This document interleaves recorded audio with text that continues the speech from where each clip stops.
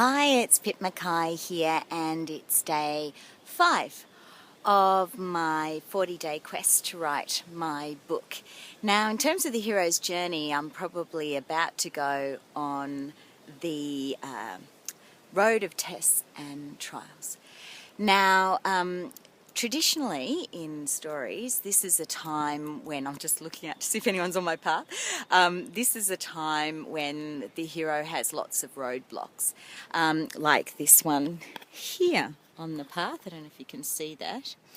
And it's really about the hero stepping over the roadblocks and getting to the other side.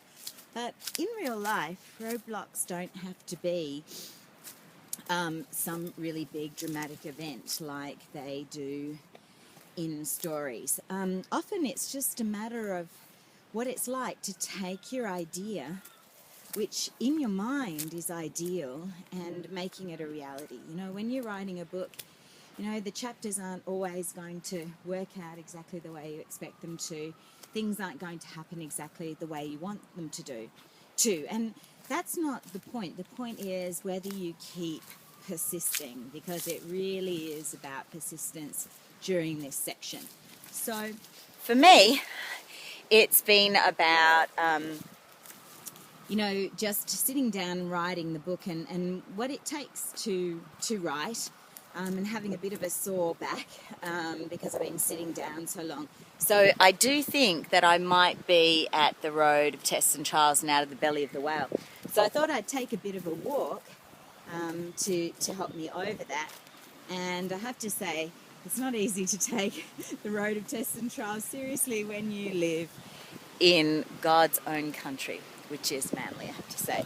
I'm just going to take you here and show you the view, because it truly is extraordinary. But I'm going to touch wood because I don't want to tempt fate and have anything happen that's untoward. Look at that through the trees. My God, I really live in one of the most beautiful places in the world. And for someone who's travelled an awful lot, I think that I can say that that is the truth. I hope you can see that, and that's looking right.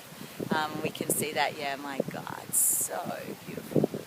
Anyway, what I've been doing is I wrote 3,000 words yesterday, and I have been, look at that, that's a big long way down. I have been writing about the night, and it was interesting because I went to my hairdresser's, and she said to me, oh, what have you been doing, anything exciting? And I said, yeah, as a matter of fact, I've been writing my book. And she said, oh, what's your book about? And I said, well, it's about archetypes, which obviously is not the easiest thing to explain.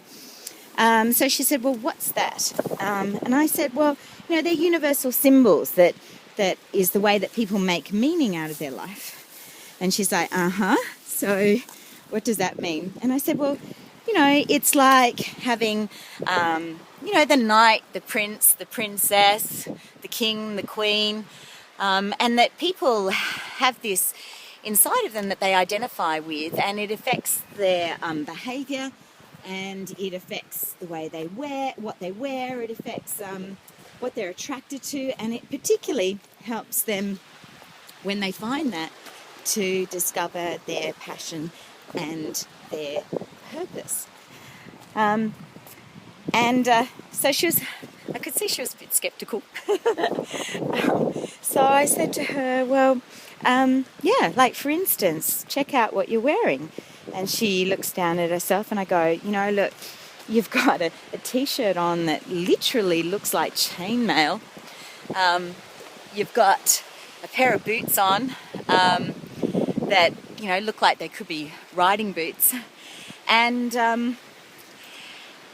you've got a pouch where you keep the scissors as if it's a sword. And she had a little laugh, and she kind of recognised that in actual fact, yeah, she is attracted to those things. And she revealed to me that when she was a kid, she was much more interested in the knights in the fairy tales and the princesses, because the knights seemed to be out having all the exciting adventures, whilst the princesses seemed to be just sitting there doing nothing.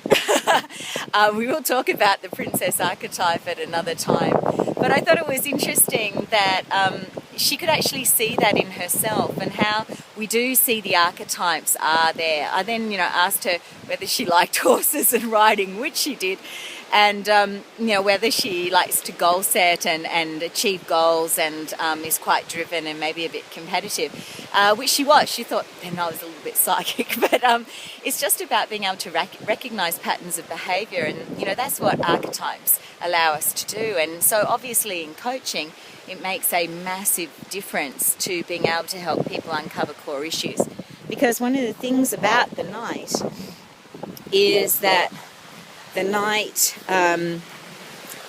when they have finished doing all of those external goals and have got no more goals to do, or if they're being disappointed in either achieving their goals and finding out it wasn't what they expected it to be, or not achieving their goals and feeling like they can't do what they want to do, then the Knight gets very despondent and even quite depressed.